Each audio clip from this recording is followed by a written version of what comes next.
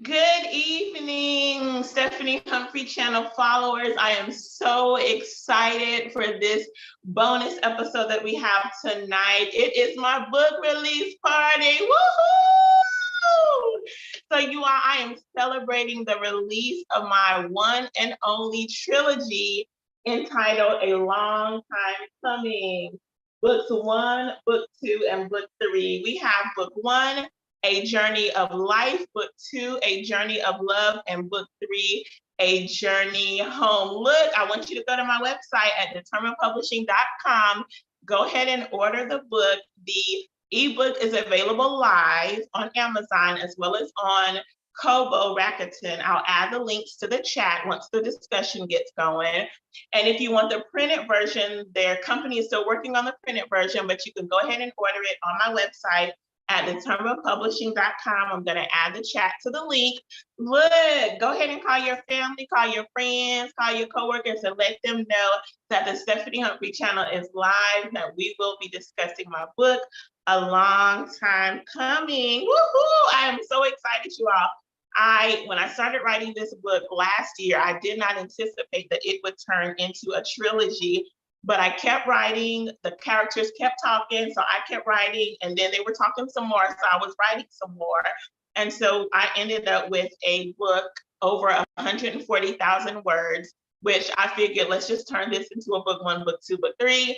I was actually going to release the books individually, but that was not working out right for me. So I decided to compile the 3 books in one. So you can get all 3 books, ebook, for $9.99, again on Amazon or Kobo. I'll add the links to the chat, or you can get the printed version on sale for $25. So you can get it for $25 for today for the book release party. After tonight, so starting tomorrow, the book will be $28, okay? So you want to go ahead and take advantage of this $3 saving, all right?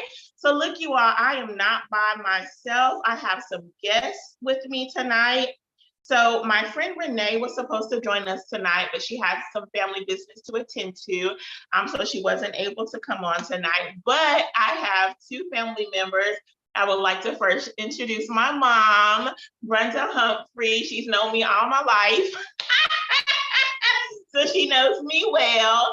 And so mom has 4 adult children. Like, there are 4 of us. I'm the oldest of 4 children. It's me, it's my brother Brenton, my sister Shay, and my brother Bryson. So once we get into this discussion, mom will be able to have some good insight about the decisions that one of our characters made for her daughter. So we'll get into that a little bit later, but shout out to my mom. My mom is a faithful supporter of my ministry, a faithful supporter of my business, a faithful supporter of me in my life and in my endeavors. So I really appreciate her for coming on tonight. Hey, Mom.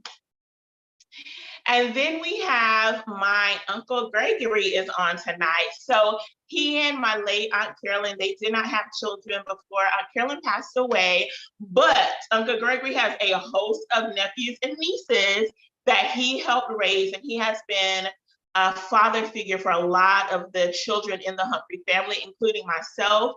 I can go to Uncle Gregory for a male perspective, for a faith-based Christian Jesus perspective. Like, I can go and talk to Uncle Gregory about any and everything. So I appreciate the wisdom that God has given him. I appreciate the fact that he has a listening ear and he really thinks about what I'm saying to him before he responds. And I appreciate the relationship that we have growing up. I remember when I was younger, staying with Uncle Gregory and Aunt Carolyn for a week. Because my school was close to their house. I remember staying for a week, and I remember a few things that happened that I'm not going to say because my mama don't know and she don't need to know. I'm going to take it to the grave. But I had a really great time staying with Uncle Gregory and Aunt Carolyn. And so I thank God for his wisdom as a father figure and really a surrogate father for a lot of the nieces and nephews in our family. So welcome, Uncle Gregory. So look, y'all, we're going to get right into this book study. I'm not going to read any of the chapters, but what I will do is give you a synopsis of the book. All right. So if you haven't read, the first 6 chapters were available absolutely free on Kobo. So if you haven't read it, let me give you a little synopsis. So Victoria Bailey is the mom in the story. So right now, just to let my mom and my Uncle Gregory know, everybody can see all three of us right now, just to let you know. So wave to the people, wave to the Stephanie Humphrey channel fans. Woo-hoo! There's my mom and Uncle Gregory. And so Victoria Bailey is the mom in the story. Veronica Bailey is the teen moving into adulthood. She has just graduated from high school and from college with her associate's degree. So she graduated from early college. And her mother gives her this amazing birthday celebration with just her and her mom. And then she gives her this amazing vacation resort at the Love Rest and Relaxation. Let me make sure I said it right. Let me give it to you like I wrote it down. I didn't put my sticky notes in my book, but I'm going to give you the name of the resort, and you all can imagine what might not be or what might be going on at this Love Ranch. Anyway, I can't find the name of it right now. So it's a love resort. So there, Veronica, I told my mom and my Uncle Greg that there's only 2 surprises, but actually her mom had 3 surprises for her at the resort. So one surprise is that she gets to meet her mentor. So Veronica is into architectural design. So she gets to meet her mentor at this big expo that they're having. She gets to go to this expo, make some connections for her future. And again, there she meets her mentor. And her mentor actually turns into being someone else that we're going to get into a little bit later. And then her mom has a surprise for her, actually being able to meet her mentor, which actually serves another role in her life. And then her mom sets up her to meet a gentleman while she's there. Okay. And before I go any further about the gentleman, because that's actually going to be a discussion that I'm going to have with my mom and Uncle Gregory, I want to ask my mom and my Uncle Gregory, what is their first impression of the book? So they read the first 6 chapters of A Long Time Coming, and I'm going to get their impression right now. So Mom, will you go ahead and unmute and let our listeners know what was your overall first impression of A Long Time Coming? The mother, Victoria, she's a mess. Controlling, conniving. Well, I guess overall she have her daughter best interest in mind. But the way she go about it, I don't agree with. Um, but overall, the book is going to be interesting, and it's a mess, and it makes you think, it makes you cry, it makes you happy. It makes me wonder what I would do in my real life situation. And I already have about 4 endings that I think the way the book is going to end.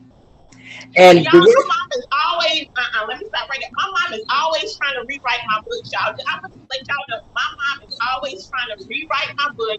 She's always trying to give me a sequel to my book. And I'm like, Mama, you can write your own book. And stop trying to take my book, Mama. But go ahead. I digress. I'm going to let my mom finish. Go ahead. okay. And the rest of it I'll go into, as we talk more in the book. I don't want to tell everything now. So, Awesome. yeah. Awesome. So thank you for sharing your overall impression. So Uncle Gregory, I'm going to actually go back to you. So Uncle Gregory, what is your overall impression of the first 6 chapters of A Long Time Coming?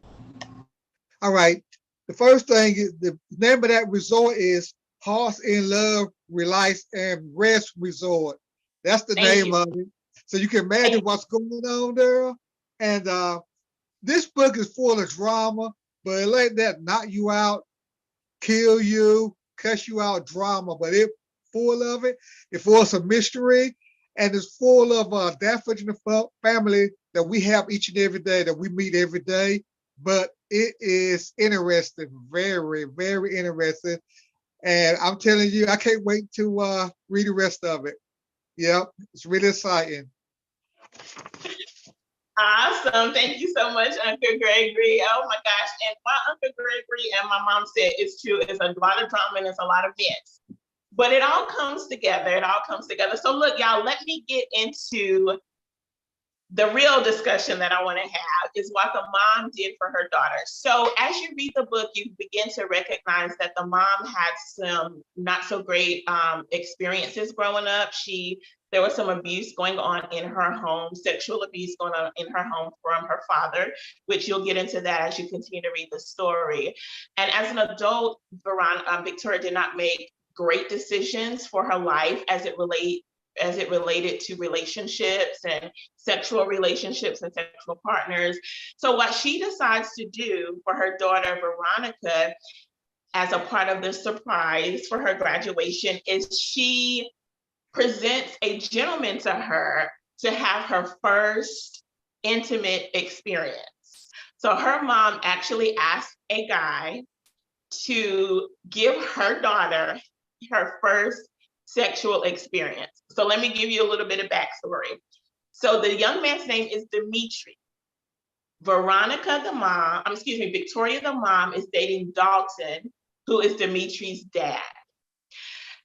Little did Dalton and Victoria know, Dimitri and Veronica, the daughter, they know each other. They actually met while he was in college and she was in early college.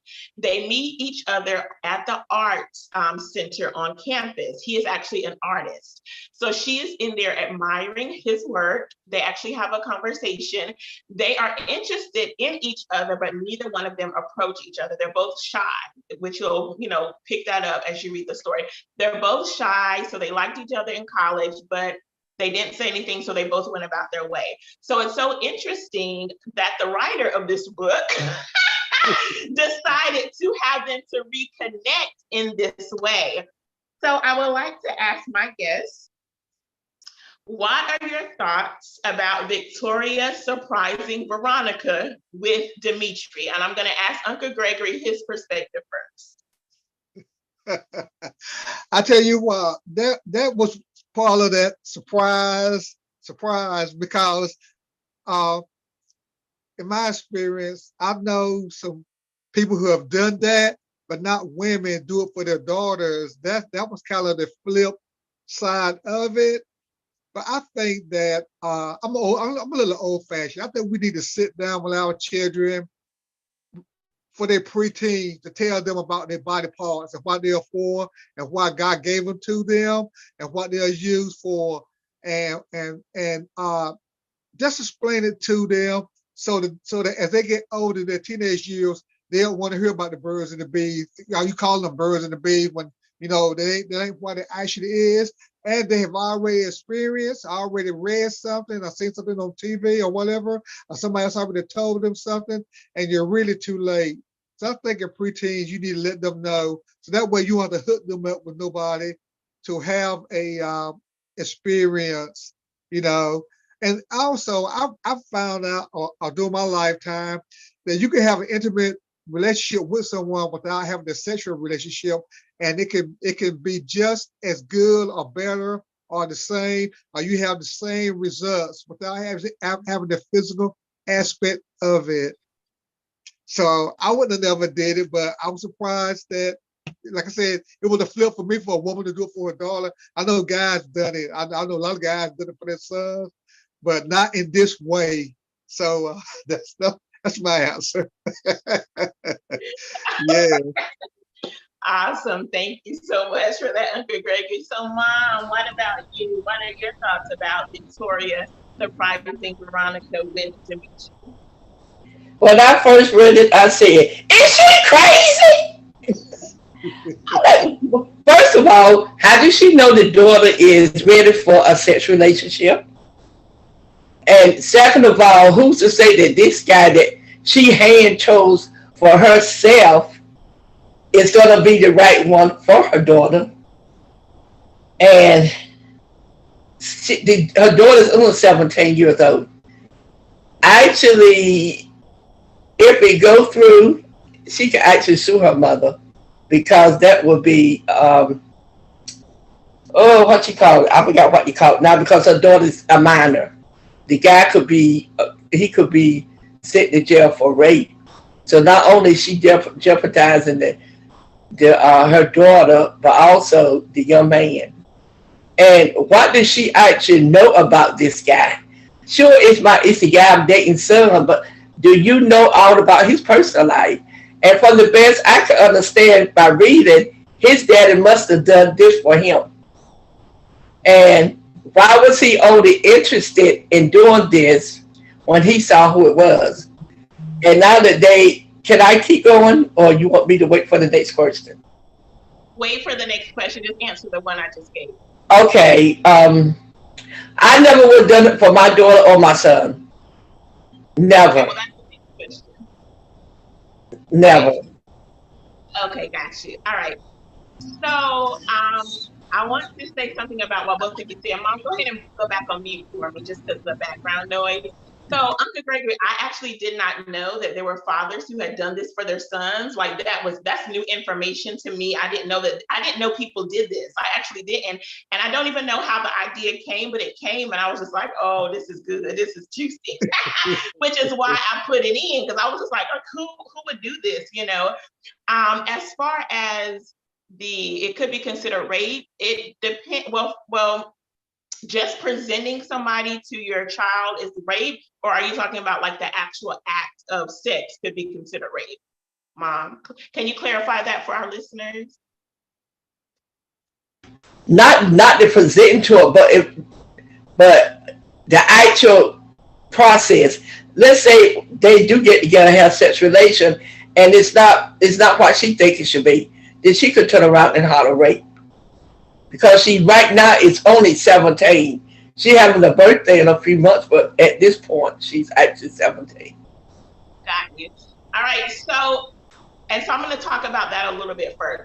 So the age of consent is different in different states. So you would have to look up your state and see what the age of consent is in your state. Now, Victoria presents Dimitri to her, and as you read the story, you'll recognize that Veronica, she recognizes my mom set us up, but she didn't know her mom set them up for the sexual experience, right? And so she would have to give her consent to this gentleman in order for them to move forward. Because I don't know if you can pick up on him, but he's shy and he's gentle and he's kind. So this character would not rape her or sexual assault her in any way. Even though I do understand what you're saying, if this was a real life situation, it could turn into something different. But for the purpose of this book, he's kind and he's a gentleman towards her, and he wouldn't do anything to harm her. And it's actually mentioned as you read the story, as you read them discussing this amongst themselves, you'll see that he's not going to force himself on her. Rape her or try to sexual assault her, just for the purpose of this story. But thank you for giving that information, because it is important for you to know the age of consent in your state. All right. So Uncle Gregory, did you want to have something else to say? Did you have something else? No, I'm good. No, go ahead. So for the next question, parents, my mom already answered this, and Uncle Gregory did as well. But I'm going to go to my mom first. As a parent, would you do this for your children? And you already said no. So tell us why you would not do this for your children. I would not do that for my children, first of all, because I'm a believer, and premarital sex is wrong. So by me being a believer, then that's just something that's against God's word. And second of all, I don't know if my child is ready to go for that aspect of their life to have sex relations. They may, in their mind, have already formulated, I'm going to wait till I'm married. But if I present this to them, and if they follow through later in life, they may regret it. And I would want them to be either angry at me, or sometimes people blame God for things happening in their life. And I wouldn't want that to happen. I feel like my children should be able to make their own choices. As long as their choices are legal, as long as their choices do not hurt anyone and hurt themselves. And besides that, I would never control my child's life from the time they come into the world up until the time she did, because reading the book, I see where she controlled every aspect of her daughter's life. And the daughter say to go along with it only because I don't know what the mother told, I don't know what Victoria told Veronica about her childhood. And it doesn't say if everything that she told was truth, or some of it was truth and some of it's not. But I do know when you want to convince a person to go your way, you'll tell them anything and add to or subtract to make them believe what you say. And she did have a strong influence on Veronica's life. Her mother did. And I would like for my children to make their own choices. And when they make their choices, they be the one that face the consequences. If anything go wrong, then that would be up to them to sort it out and learn from their mistakes to make the wise choice the next time they have to make one. Awesome, thank you. You know, it's so interesting that you said that. When I was growing up, I think I was like in my early 20s actually.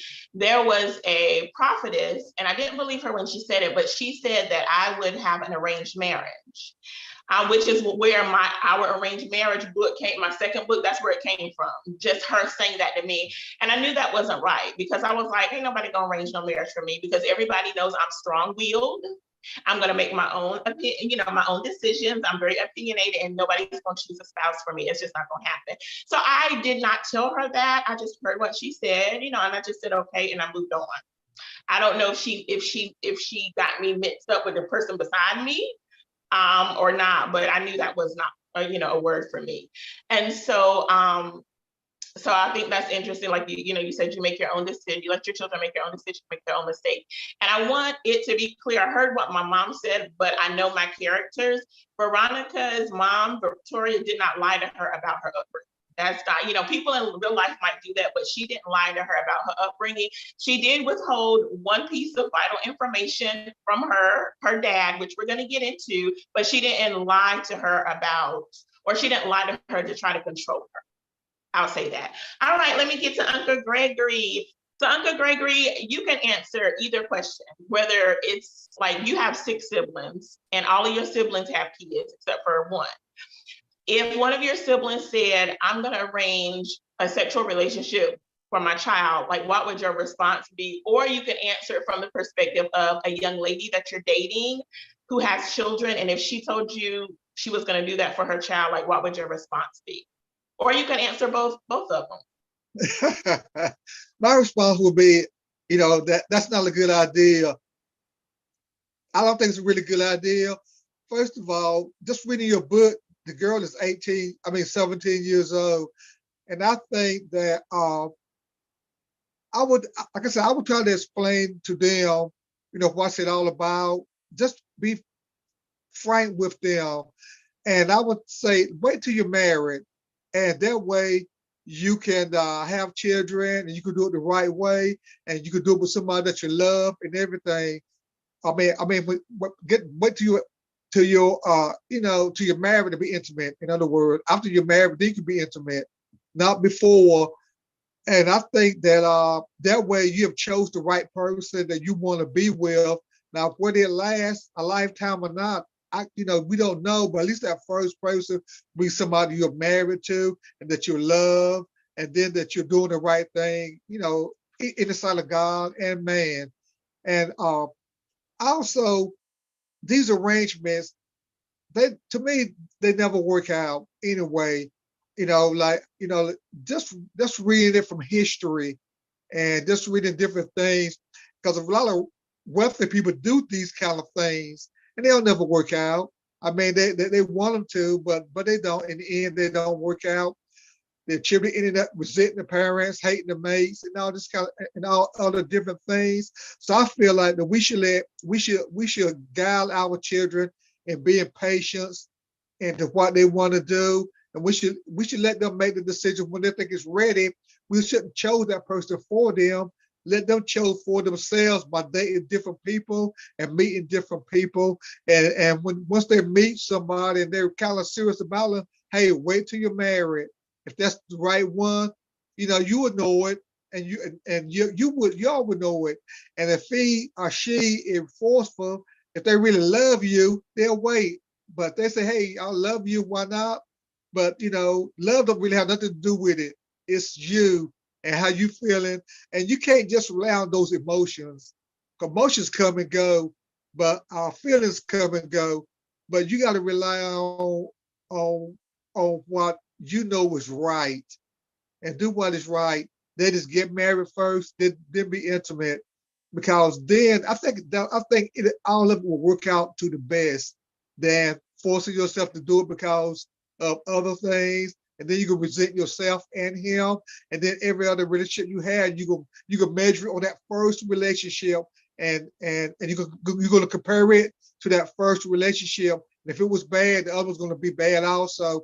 That may be the reason why Veronica's sexual experience were bad, because she tried to compare it to her first one. But if you wait till you're married and you're in love with one another and then you're intimate, I think things will be a lot better than the arrangements and doing something, you know. All right. Um, Well, thank you. Yeah, go ahead. well, when I answer that the second question about uh about I know guys that did it for their sons. Uh,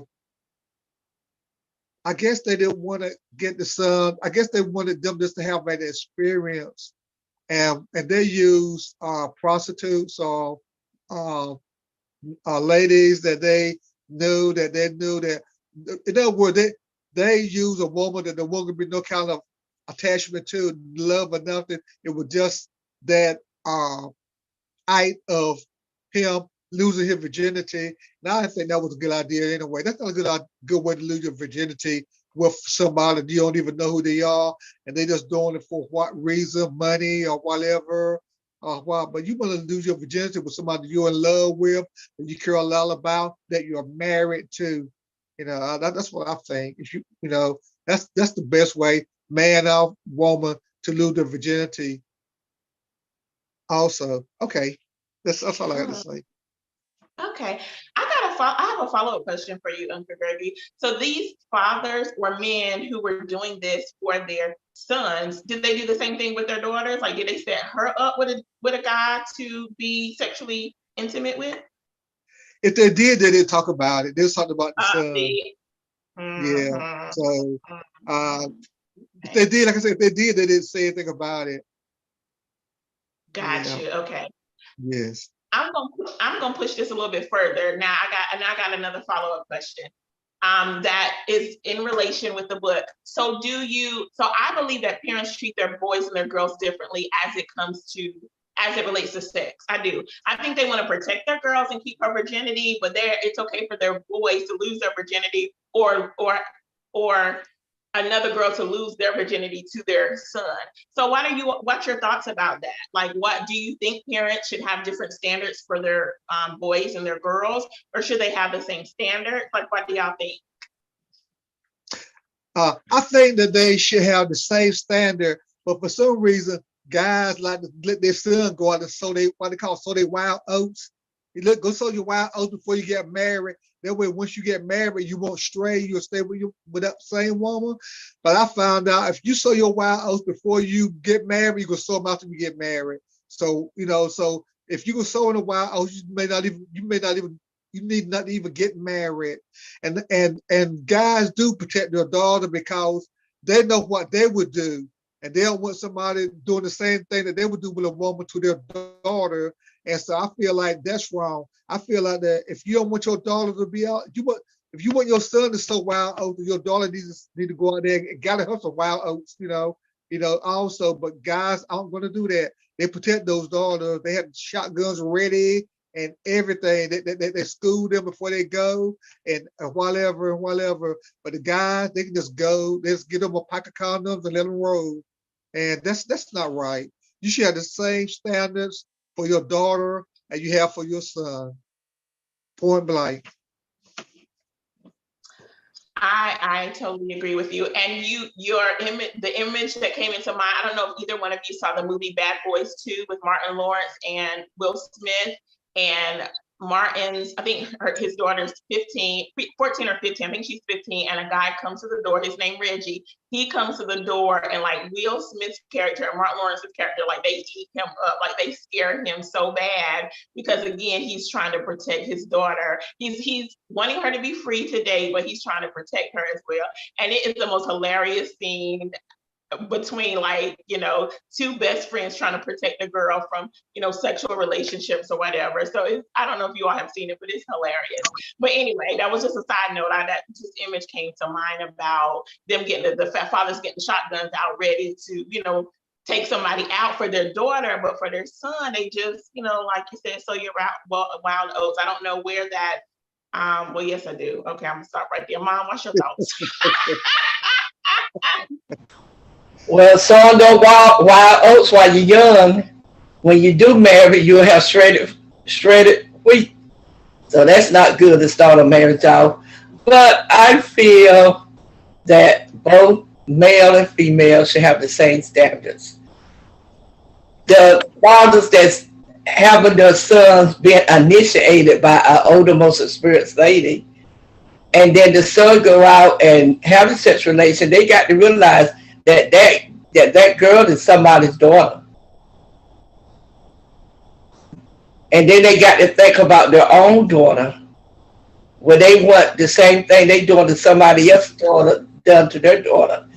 When I was at Costa, one of the guys that I befriended, he had 3 daughters, and he said that when he was growing, he had a twin brother, and he sat there and told us some of the things they used to do with the females and how they would get a female interested in them, and some of the stuff they did was just.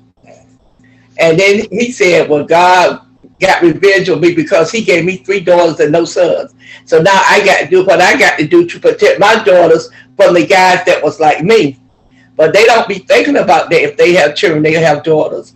But they both should be taught this. The son and the daughter both should be taught to save yourself for marriage by any way possible, because that's, first of all, that's the godly way to do. And try to just think about your body more than just a sexual machine. And of course, I talk to my children. I don't know if I went that deep with it to really get the understanding of why. I probably just scratched the surface. But now that I'm older and more deeper in the Word of God, I put it like that, I look back and see a lot of the mistakes, or a lot of the things that I should have told my children that I didn't tell them, but I did pray for them.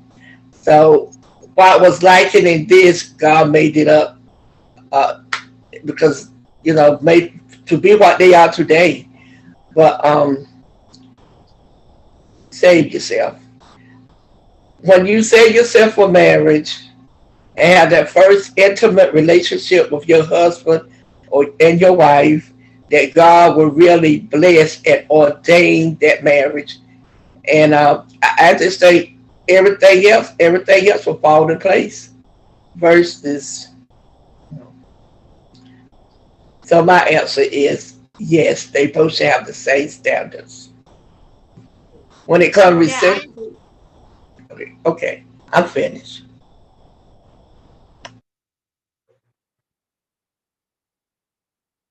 That mothers and fathers should have the same standards for their children, even though some of them don't, for reasons that were already shared. I do have a follow-up question, but before I get there, I do want to say I think having conversations about sex is hard for parents. I don't know why. Mom, you might can share some insight about that. I don't know why that conversation is so hard to have. I think some parents think if we have this conversation about sex, then they're going to go out and have sex, as opposed to educating your child about what sex. Like Uncle Gregory said at the beginning of the broadcast, tell your children what their body parts are. Tell them that, if somebody touches you in certain parts, it's gonna feel good. It's gonna feel good because that's what God created it to do. But those good feelings need to happen within the confines of marriage. But I think that conversation is very hard. So, for example, I don't have no kids. I say I don't have any kids. The Lord is so good. But I had to have the sex talk with my niece, you all, and I know she's gonna get mad, so I'm not gonna. So something happened that I had to have this sex talk with her. I'll just leave it there. So I'm talking to her about her body. I'm talking about her being a woman now. I'm talking about just everything, a conversation I should not have had to have with her because I'm the auntie, she my niece, she not my daughter. But I actually had this conversation and it wasn't as hard as I thought. Like I just sat her down on my bed in the bedroom, closed the door, I was like, let's have this conversation. And it wasn't as hard as I thought. Maybe because I'm an educator and I've been with children most of my life. So it wasn't really hard to do from an aunt perspective. But see, I don't have to take care of her for all her life. So I don't know if it's different from a parent perspective or not.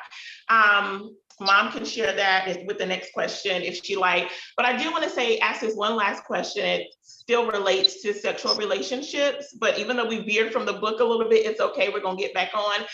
How do you go about telling your child not to have premarital sex when you as a parent had premarital sex? Like, how do you navigate that conversation, having to say, look, you need to save your body for marriage, and they say, well, did you? And you have to say, well, no, I didn't. How do you navigate that conversation?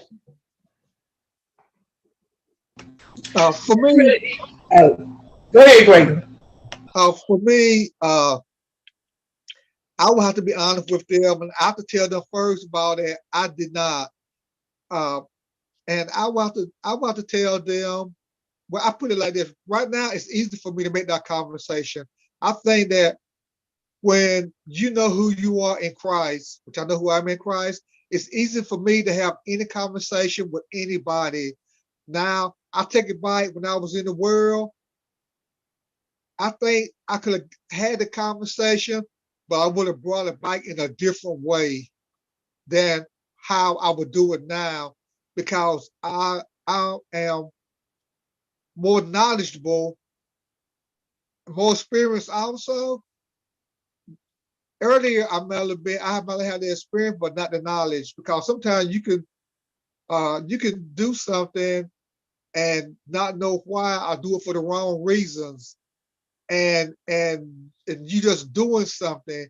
But when you look at it and say, why am I doing this, or why did this happen, and then you can say, well, I shouldn't have done that, or I should have done it. And knowledge and experience with it is a best teacher. So now that I know more about who I am than before, it's easier for me to have the conversation now, even though I did have premarital sex, and I can talk about that with them also, and why not to do it.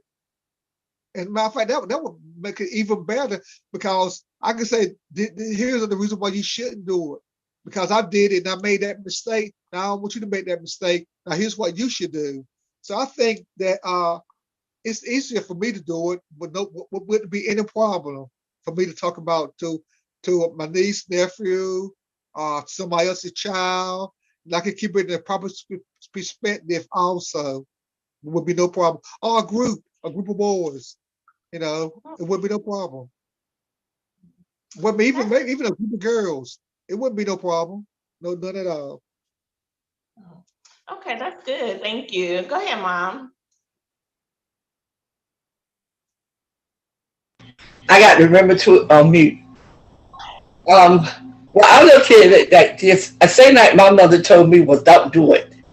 And the generation that I was brought up in, it say that the communication between the children and the parents was not as open as we can talk to our children now. Your parents will say, don't do this and that, don't do that. And you say, why? And they say, because I said so. And that's what you had to deal with.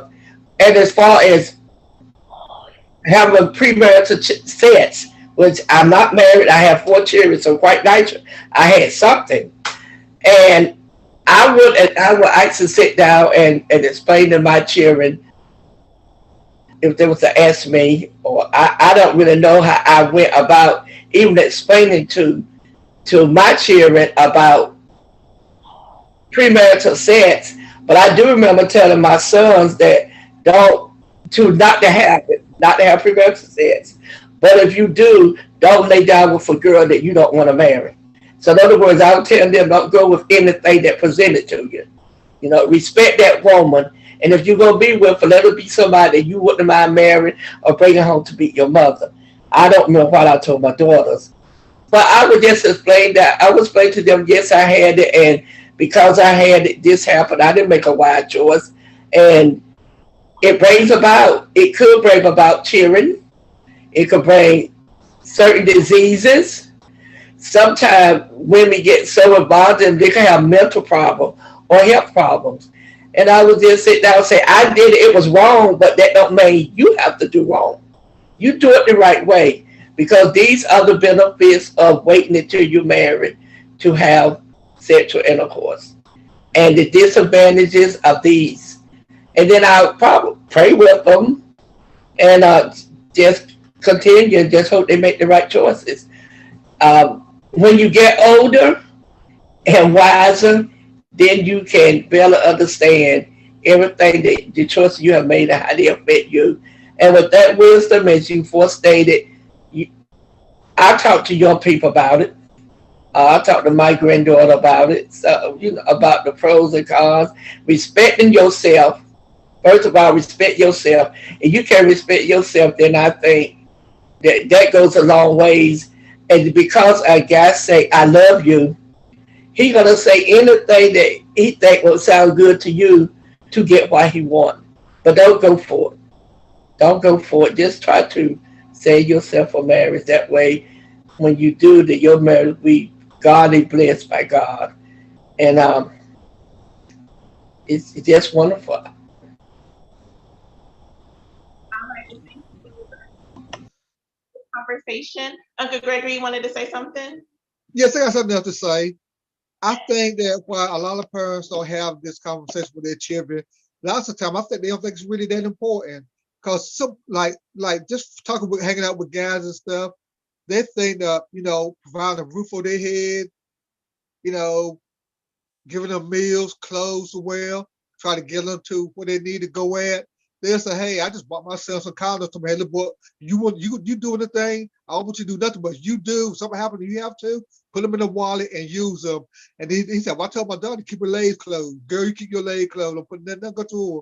And so that's what they do. And so to me, that's telling me that they feel like that's not important. And it really is. It just is important that providing them a roof over their head, clothes on their back, food on their table is just as important as loving them. And if you really love them, you will tell them the right way and not just throw it off and hope that they'll learn on their own, that mom will tell them or somebody else will. So it's very important.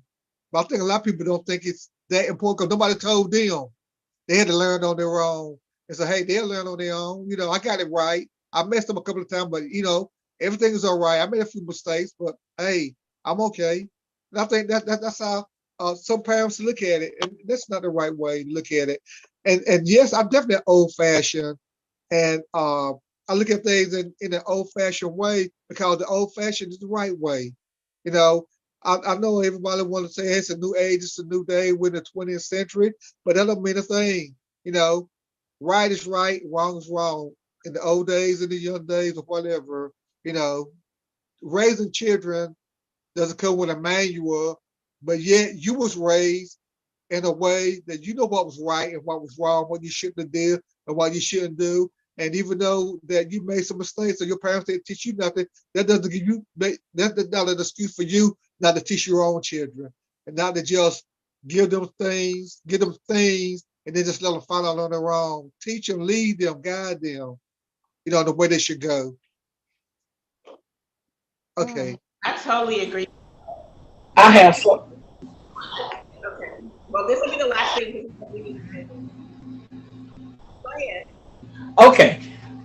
What I want to say is, guys will say, they'll say, "Well, I want to marry a virgin," but yet they out there with every woman they is. And second of all, people do say that children do not come with a manual, but I disagree. The Holy Bible has everything. That's the manual you use. It have everything you need to know about how to raise a child and even how to raise yourself if you need it. And my brother said that knowledge and wisdom, that's the power for everything.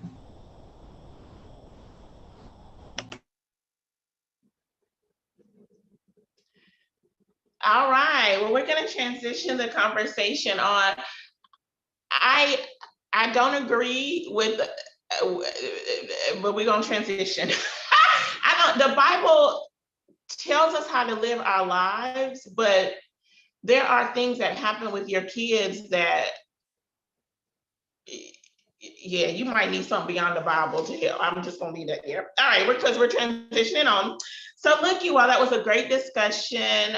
Thank you so much, Uncle Gregory and Mom, for that discussion. So we're gonna transition into one of the second surprises that Victoria had for her daughter, Veronica. So Veronica meets her mentor, her idol.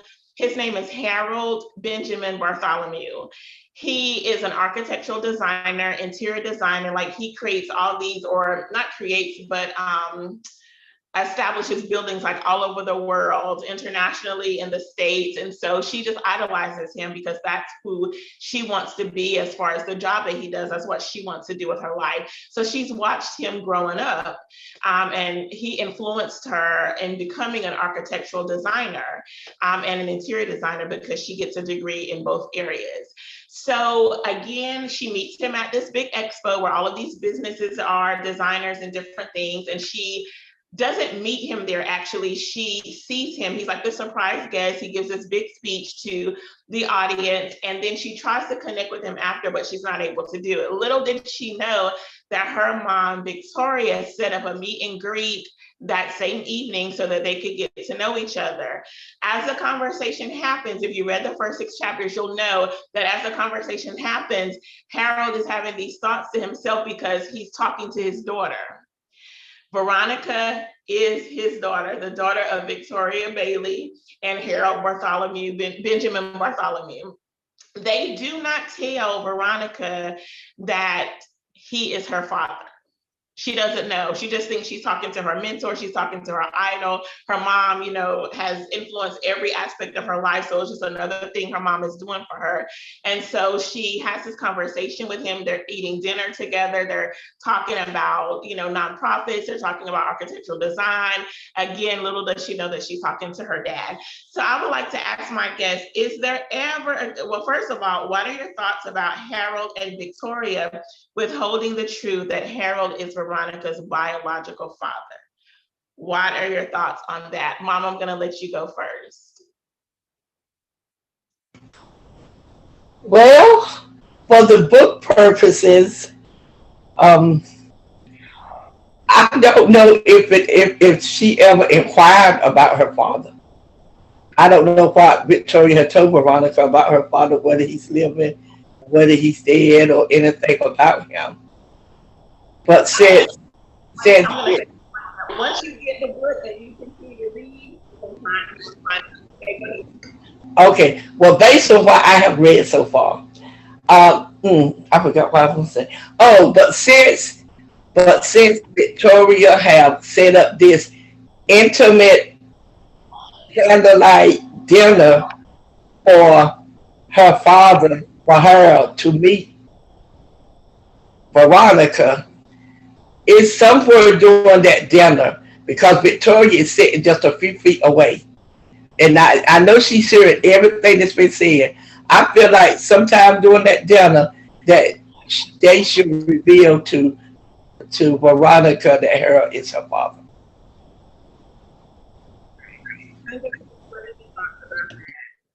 about them withholding the truth, about Harold and Victoria withholding the truth from Veronica. Well, first of all, I think it goes on all the time with parents for reasons of their own. And yes, I think it's good not to tell a child everything, but I think a child should know who their father is. And yes, that question come up with why he not with you, and you don't have to explain to her why y'all not together. But I think every child, if their parent, if it's possible, to know who their mother and father is. I think it's important. Uh, and I think that you tell them at a young age, when they're 3 or 4, hey, your daddy name or whatever, that when they're a teenager, I think that if you went to their teenager, I think it's harder for them to grasp it. But you tell them when they're younger, and they could always say, well, hey, who your dad? Well, my dad is so-and-so. But where he at? He don't live with you. He's somewhere else. I know he is, but he's still my father. And I think in that way that the child can grow up and know who their parent is. But when but they're grown and everything, and their parent, you tell them then, it's like, why have we held this so long from me?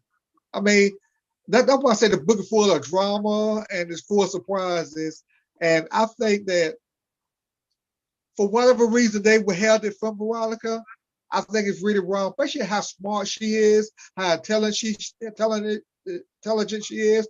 When you complete college in your high school, you already completed pre-college.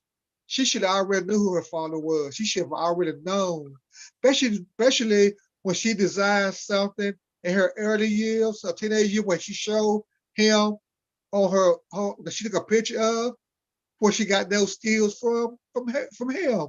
And I think, she should have told her who her dad was. And that's why you're so good at that, because that's what your dad does. You know, I think she should have told. And I don't know how it's gonna come out, but I think it's gonna be pretty.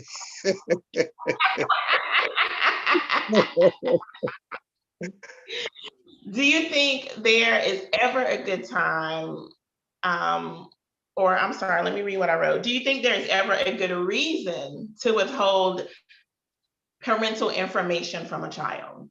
Is there ever a good reason to do that? Uncle Gregory, is there ever a good uh, yeah, I guess I don't think so because, I'm not a woman, so uh, I know if somebody raped you, that could leave emotional scars. If a child comes out of that relationship, when you see that child, you will think about how that child came into your life. But if that child is a loving child, a caring child, and you love that child to death, why not say, look, your father did this to me and it wasn't right, but you're the reason why you're here. And tell her who her father is. Tell her the child where he's at now. He don't have nothing to do with you. Or what you need to tell yourself, I don't want you to have anything to do with you. Or he not support you or whatever. But I think that if that child is smart and intelligent as Veronica is, I think you should let that child know. But if the child not really interested in it, who her dad is, as long as you taking care of them and if they're happy with that, I mean, just don't tell them. But I think you ought to approach them when you feel like they're mature enough to handle this thing. And if that's your child, when they're at that age where they can take stuff, and you can just come to them and say, "Do you ever wonder who your dad is? You ever think about who your dad might be?" If they say, "Yeah, mom, I'm curious," or "No, mom, I don't care who he is. He's not in my life. I don't care." Then that's good. But if they're curious about it or they want to know, then I think you should tell them and explain to the earl why not he's not in your life. I don't think you should withhold that information from them. reason? Okay. Mom, what about you? Do you think there's ever a good reason to withhold information from a child? The only time you should withhold it from a child if you don't know. There are some women that actually don't know who the child father is. So how they going to give the child the correct answer on the father?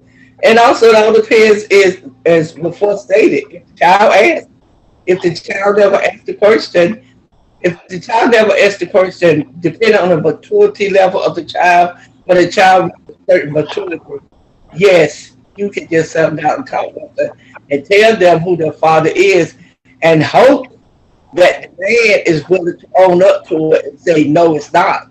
Because when that happened, well, you didn't ask all that, but anyway, though, uh, about the question is, so a child should know if the mother knows the child should know.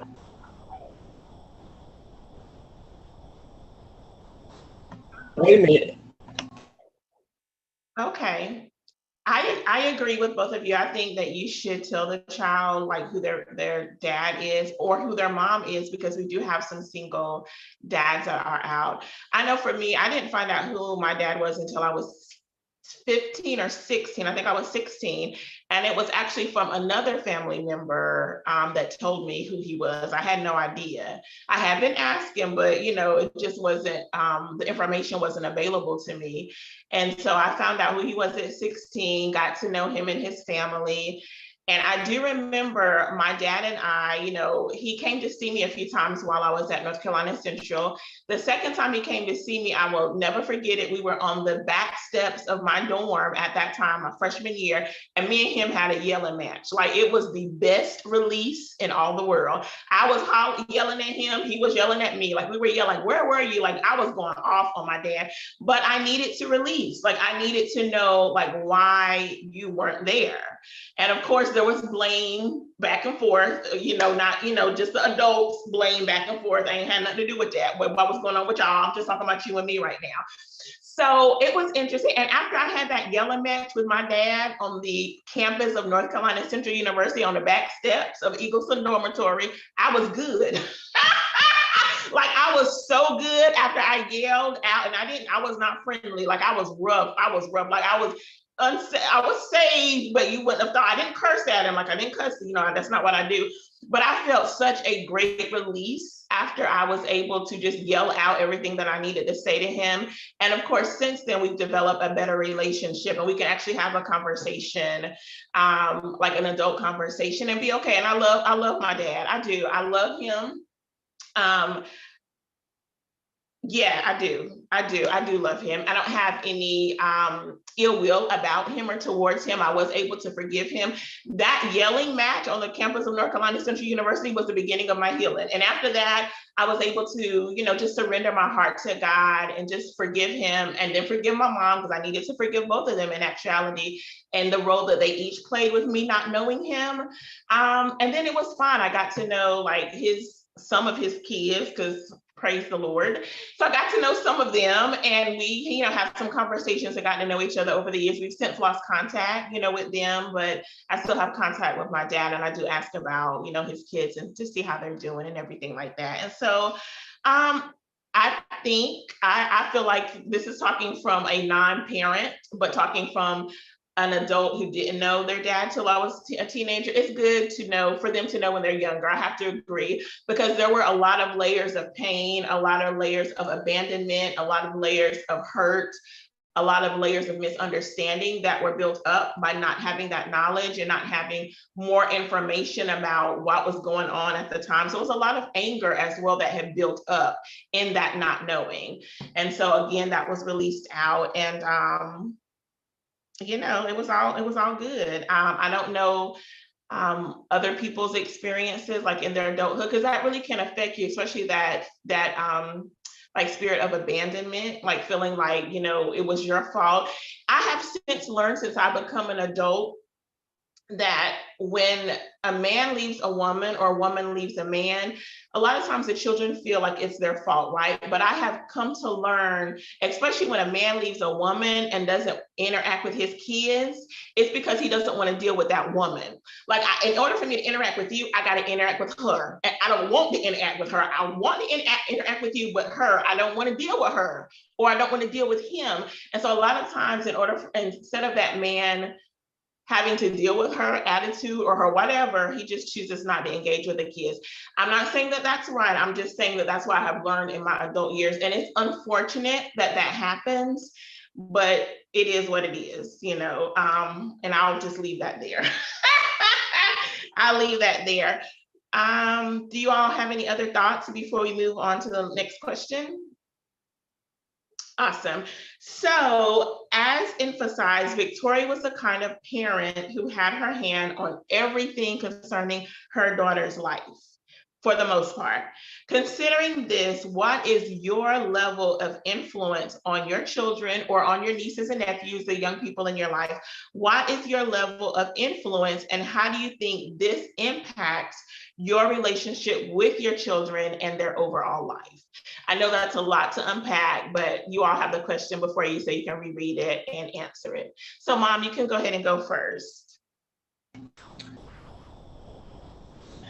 When my children come to me, I guess, is this relating to the book, or you talking about just life in general at this time? Yeah, just life in general, because like I said, Victoria had a great influence on Veronica's life, as you mentioned earlier, and she did. So just related to your relationship with your children. as I said before, I try to guide my children so they will make the best decision for them. And now, if they was to come to me, I could give them information first biblical information, and then information as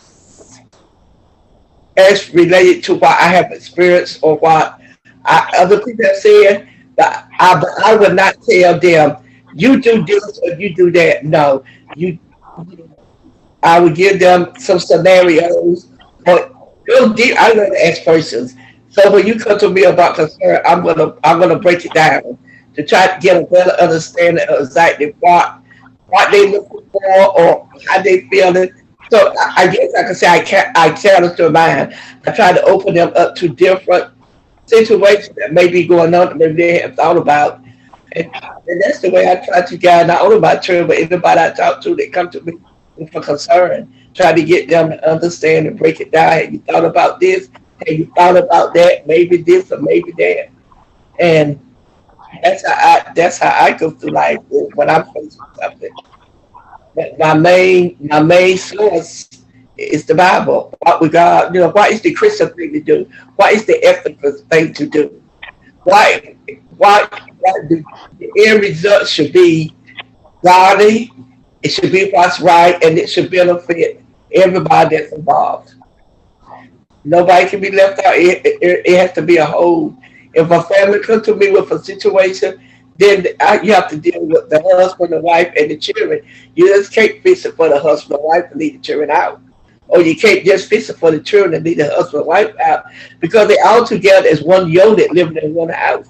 So the solution will have to be as a whole family and not as what's best for this one or what's best for that one, as a whole. And that's why I would tell my children or anybody come to me that has a situation or problem or and then sometimes I just listen to a little talk. Sometimes when you talk to a person, you kind of say, oh, and it reveals to you what's going on during that time. So, I'm a lawyer.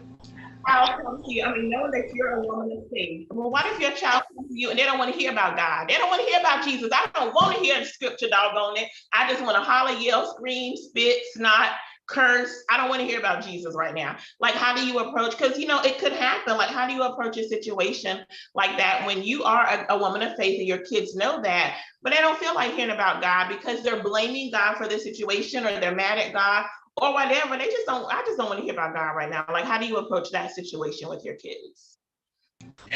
I was sent to the room and tell them to stay in there for a week. No. Oh, you're wrong to see you. Yeah. No, I was just being comical. But what I would do if I would talk to them in a different way that wouldn't sound, I'm not saying what sounds so biblical, but I still would talk to them, but just I would have to take another direction. That's what I should say. Take another approach, but still it be Bible based. And then sometimes you just need to okay, let's go coffee or let's eat a popcorn or whatever. Just give both of us a few minutes to just connect and get our thoughts together, and then just go from there. Go from there. Especially if what they're doing is one sided and they're not considering if there's more than one person involved. If they're not considering the other person, I would just have to break it down. Now look, in order to get together, it's gonna have to be like this. You can't be selfish. So we understand some people selfish, they want it their way or no way. And those are the hardest people to deal with. So you really just have to just take the time and just listen to them vent and let them vent until they get tired and try to listen and pick up key notes. Try to key on what they really upset about because what they're upset about and raving about might not be what's really bothering them. Might not be the seed of the problem, but just the leaves. So you need to get down to the seed and find out really what's going on in their life. What's challenging them, what's making them feel so out of sort. And once you can do that and they calm down, then you can talk to them reasonably, but I would never say do this or do that. I will present some scenarios and let them feel that's the best situation for them and what would work best for them and their situation. All right, thank you. So, Uncle Gregory, what about you as you're thinking about like the young people that you have influence over, whether at church or in our family? Like, what is your level of influence and how does that impact the relationships that you have, like with the young people that you mentor or that are in your life? Uh, what I try to do is, by me not having their children of my own, I try to like whenever I go visit my siblings or my friends, if they got children, the first thing I do is, hey, how you doing in school? Or how do you like school? I ask them about their teachers. I try to encourage them about school. And like say, hey, you know what? When I was in school, I used to ace exams, make A's on the exam just to make the other kids mad because they didn't think I could do it or the teacher didn't like me. I used to make the best grades. I said, well, hey, you ought to like me, but you like my grades. So don't worry about what nobody like and don't like. Just do the best you can do in school. And because I'm, especially Bryce, and I told him that once when about the teacher didn't like him. I said, look, make all A's and see how she liked that. Do your best in school and then see how they like that. Don't be concerned about so much about how you like somebody. Because right now, I said, don't you have your favorite aunt, uncle, whatever? He said, yeah. I said, well, the teacher got this same, but that doesn't stop them from loving you and talking to you, care for you, does it? He said, no. So that's what you should do. You should not worry about those kind of things, but you should worry about the thing that's important. That's making good grades and doing your very best in school and just being yourself. And don't worry about who do and don't like you. And so I always try to encourage them in that perspective. And even in church, uh, I try to do it the same way, but uh, really where they're church or not, I try to do it from a biblical perspective, but I also should try to do it in a life right now, this moment situation also, if they got a problem going on. And I always try to encourage them or if they got on something that look neat. I said, man, that look good on you. Where you get it from? Who bought that for you? You did it? You tell them thank you? No, I said, you have to thank your parents when they buy something like that for you. Let them know that you appreciate them.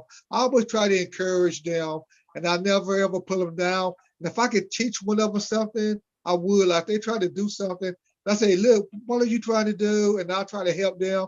And sometimes the guy say, hey, I thought you came over to visit me. I said, yeah, man, but look at this little boy. He trying to do this. You don't want to be able to try to help him do it. I always try to encourage them and whatever they were doing and not just go visit the parents and leave the children over there. I try to encourage them too. And if I'm doing something, if I'm over there to help them do something, I try to get them the help too. Come over here, man. Let me show you how we doing this. Or maybe one day you can help your dad do this. Or one day you may help your mom do this for her, and she won't have to do it. I always try to encourage them. And I think a parent that controlled their child like Veronica did, I think she did an outstanding. I mean, not Veronica, but Victoria. I think Victoria did an outstanding job. She did that pre intimacy arrangement. I think how she gathered her daughter along and everything. I think that I wish every parent could do that. I think our children would be a lot better because that way a child could trust the parent and a parent could trust the child. Like in a way that a child could trust the parent and know that that parent was the best for them. And then the parent could trust the child and they know, well, I know I taught her to do the right things. I know they're going to do the right thing when they're not with me or out of my sight. Even though they might stumble, they're going to fall right back down in that same old road. Because that's what I did. I know dad and mom gave me that good foundation, and I strayed away from it to the left and to the right. But I got back on it, and I kept my life in the proper perspective that I didn't end up in the cemetery or the jail. And so I feel like that's what our parents should do. We should interact in every aspect of our children's life regardless of what it is, from the womb to at least to the 18. After 18, you might can't do too much, but at least from the womb to 18, you should be involved and should be concerned about every aspect of their life and what they're doing. When they're in their room with the door closed, you should know why. You know, every aspect of it you should know about. And all if they're on the road with their door closed, you go in there and find out what's going on. They shouldn't be embarrassed, or they shouldn't be hurt because you came in their realm. They should understand that hey, my mom came in because she's concerned about me because that door was closed, they can just explain to you why the door was closed, and it'll be that simple. If you're there for them when they need you, and to lead and guide them, and that way it'll save a lot of tumbling, heartaches, headaches, I think down the road. And I know it's not easy, but still, as a parent, you had those children. You got to make that sacrifice because you had them. They didn't have you. You had them. Uh, Whether it was prearranged or not, they're your children. So you need to man up, woman up, and do what you're supposed to do.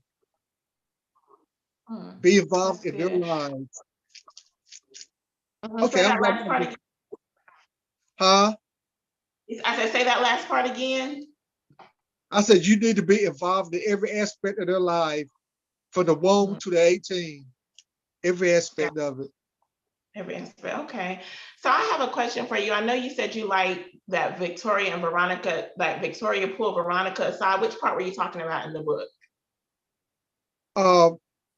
When she put like for that mother-daughter time that they had? Yes. That even though after they met Dayton and his son and everything, she still put her aside and said, hey, hey this or hey that. And I think that's what we should do. People always look at how much time they got. I've learned that I can spend 10 minutes with a child, and you can spend all day with a child, and they can learn more from me in 10 minutes than they can for you. You move with them all day. It ain't the quality, but the quantity. And the quantity of time, how you spend that time with that child matters. And I think when she put her to the side, that was quality time. Those few moments were quality time. And I think that's why it was so, well, they had a good mother and daughter relationship. A lot of people think they got to spend all day with you to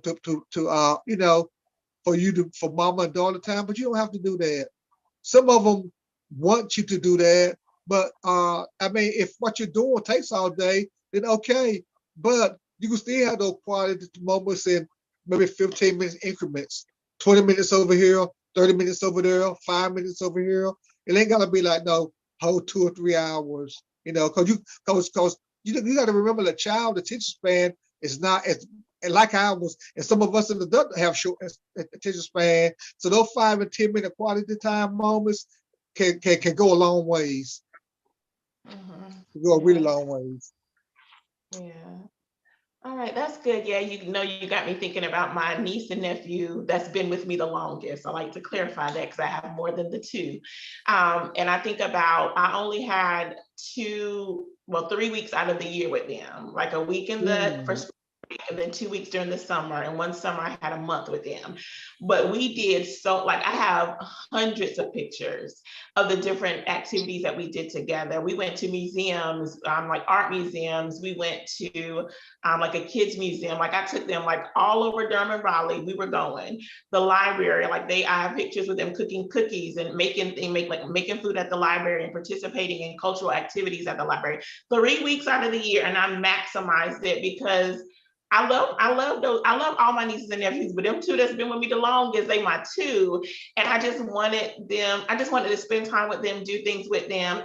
And for me, I know it's been impactful, and I believe it has for them. They've never said anything, but I believe that our relationship is so now, even though they're teens, this COVID, they teenagers, is a whole different world when they was younger, praise the Lord. But I know that they know that I am there for them. If they need anything, they know they can call auntie, and they have, even in their teenage years. And I think one thing that shocked me that my nephew said to me, my sister's son nephew, he was like, "You're like my second mom."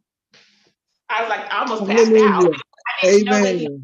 in that way, but just the influence that's there and the communication that we've had and the time we've spent together. We spent a lot of quality time in those 3 weeks out of the 52 weeks of the year, and it was impactful to him. Now, I don't know if he would say that now, but it was a few years back that he said that to me. And because, me and Sasha kind of looked at each other and we were like, okay, does he want something from me and whatever? We didn't know what was behind it, but the Lord told me no, he was sincere about what he said. And I was like, wow, so we don't know the influence and impact we have on children. Just like you said, that quality time is so key to a child's life. It's key. All right, y'all. So I think we're done with the book. I know we talked probably more about the book influence. Let's talk about some other things. This was a wonderful conversation. Do you all have any parting thoughts before we go, particularly about the book that you want to share, or any encouragement you want to give to our listeners before we wrap up? Uncle Gregory, you can go ahead and go. I wrote down, I like where the book is going, and I'm ready to read more. And wow, Stephanie, this is good to me. That's what I wrote. Wow, this book is really good. I'm enjoying it. And I'm ready to see the end. And once we get off this call, I'm gonna go on and I'm gonna order my book, my hard copy of the book. I give them $3. I give my $3 discount. I know that's funny. Yes. Awesome. Mom, what are your parting thoughts? My mom got a lot to say about this book, y'all. I told y'all, if y'all weren't here at the beginning of the broadcast, my mom been trying to rewrite my book, y'all. She's trying to rewrite my trilogy that's already written, and she's trying to add her own spin to it. But I'm gonna let her say what she got to say. Go ahead, Mom. Say what you got to say. Okay. One of the persons that I concern about is what part is Ross gonna have in Veronica's life, because he was not put in there for no reason. So I'm curious to get to that part of the book. Which one? Ross. Remember, he was the one that was. We didn't talk about Ross Devereaux. Yeah, that Ross Devereaux was a time. But I believe when y'all read the first chapters, he is a bully straight up. And so we may see him again. We might see him again. Go ahead. We will. I read your books enough to know he'll be back for whatever reason. I don't know. But I'm like my brother. I am very curious to the end. And like I said, I got about 4 or 5 ways I think it's going. And it's just going to be interesting to see if what I have in mind is the way it's going to end. And I'm just waiting for my book to come through the mail, because I'll probably read it all in 1 or 2 days. Yeah, once I start reading the book, I'll stay up all night to finish that book. So if you get a phone call one day, just be prepared, because all I can say is anybody that haven't read it, read the first 6 chapters, and it's like a mystery book. You don't know what's going to happen. So you want to know, even though it's not one of those murder mysteries, murder mystery, you want to know, well, who killed who? I thought that one killed the butler, but it wasn't him, it was somebody else. Well, with this book, you want to know who did Veronica end up with, if she ended up with anybody at all. Did Veronica lose her virginity, or did she wait till she got married and lost her virginity at that time? And if she doesn't do what her mother wanted her to do, what impact would that have between their mother-daughter relationship? It's just a lot of questions that I have in my mind that I want answered. And hopefully by the end of the week, I have the answers. I don't know how long it's going to take the book to get here, but I have. And then it seems like some of this is kind of based on stuff that I'm very familiar with so far. Mm-hmm. In my personal life, yes. Yes.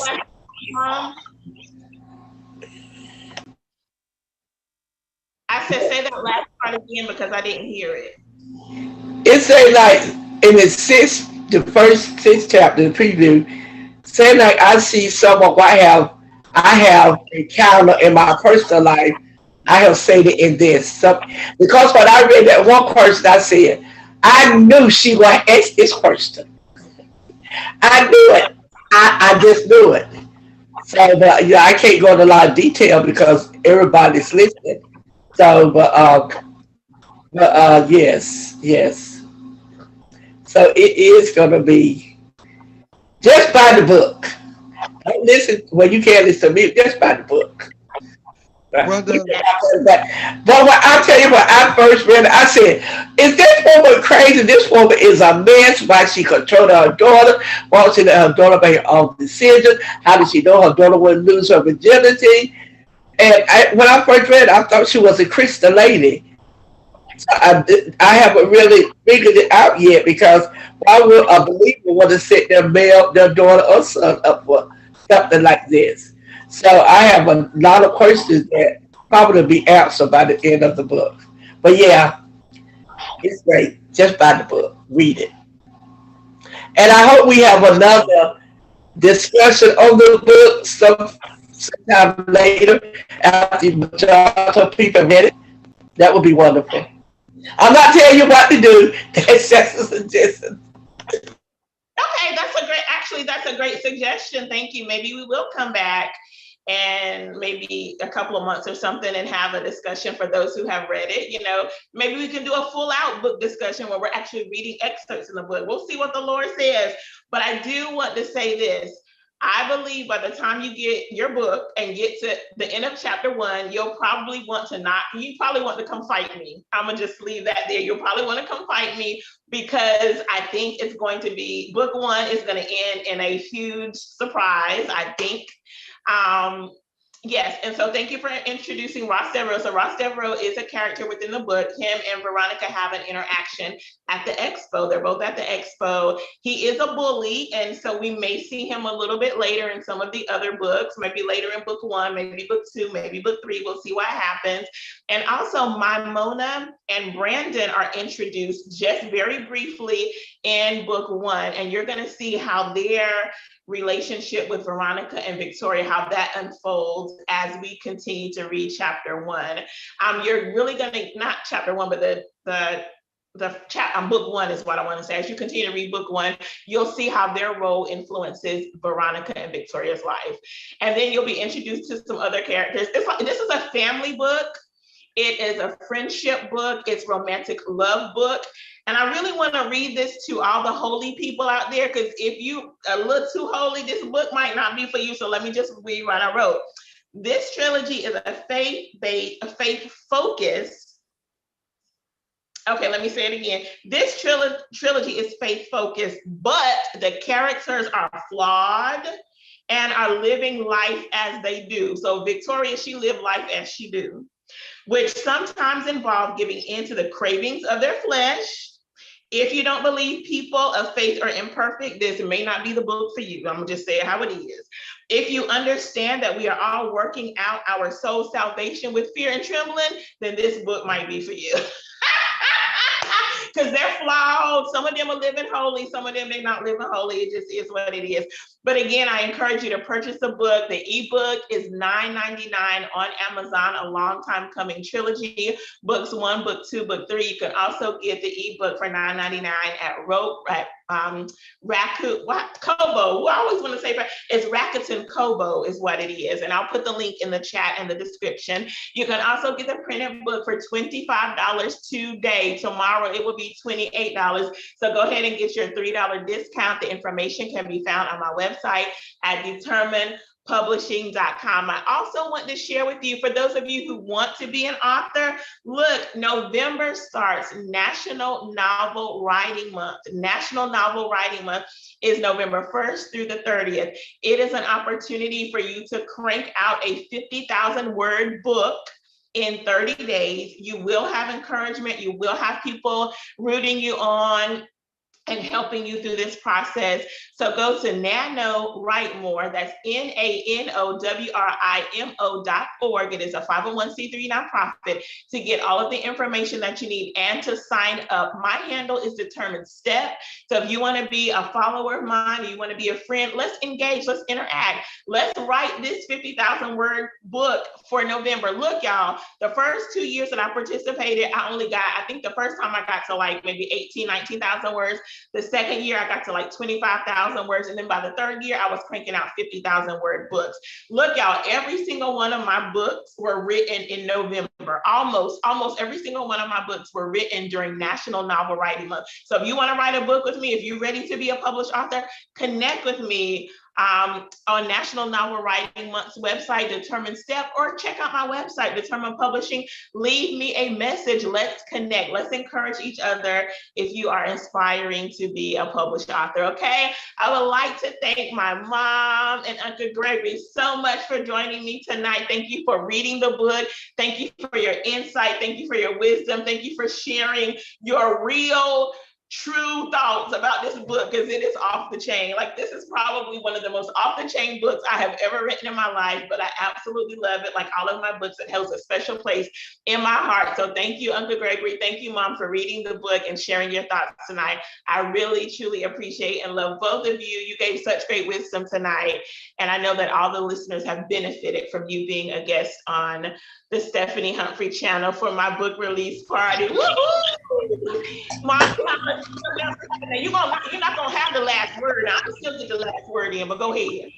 Do you have a senior citizen discount on the books? My mom always asks me that, y'all. I want y'all to know that my mom always asks me, is there a senior citizen discount? No, there's not a senior citizen's discount. I don't have a family and friends discount yet. Once I get to a different income bracket, I might be able to offer that, but currently there are no discounts outside of your $3. That's your senior discount, your teen discount, your child discount. That's a discount for all peoples. All right. Look, y'all, I'm gonna do one more thing. I forgot to tell Uncle Gregory and my mom to get a drink, because we're about to toast. If y'all have a bottle of water, get your water ready, because we're about to toast. Look, I got my cider. This is my muscadine. Oh, we got some water. Y'all got y'all. Okay, my mom's got her scarping on. So we are about to toast. As we close, we are going to toast to A Long Time Coming Trilogy, books 1, book 2, book 3. May this book be impactful on the lives of everyone who reads it. It's family love, it's friendship love, it's romantic love, and may you be blessed, may you cry, may you get mad at me, may you be angry, and may you just have a wonderful time reading A Long Time Coming. So cheers to the success of A Long Time Coming. Cheers. Cheers.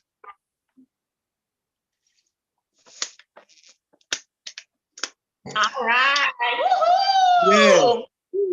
Hey, brother. I will talk to you all soon. All right. Goodbye. Good night. And to my listeners, thank you so much for joining me for my book release party. I am so excited that you have had an opportunity to participate in this celebration with me. I'm going to drop all of the links in the description so you can have it for yourself, share it with your family and friends, share it with your loved ones, share it with the people that you don't even like. It's okay. They can get the book too. And I pray that you are truly blessed by this book and that it will generate conversations with your family and generate conversations with your friends and just cause you even to be introspective and do a self-assessment to determine, well, how can I be better in my life? Like, what can I do to be a better me, a more authentic me. All right. So I hope that the book produces that within you as well. All right. I'm going to let y'all go because look, my 911 is about to come on in 1 minute. So I got to go. Y'all be blessed. Good night. Love you. All right. Love you. Love you. Good night. Love you. Good night. Good night, listeners.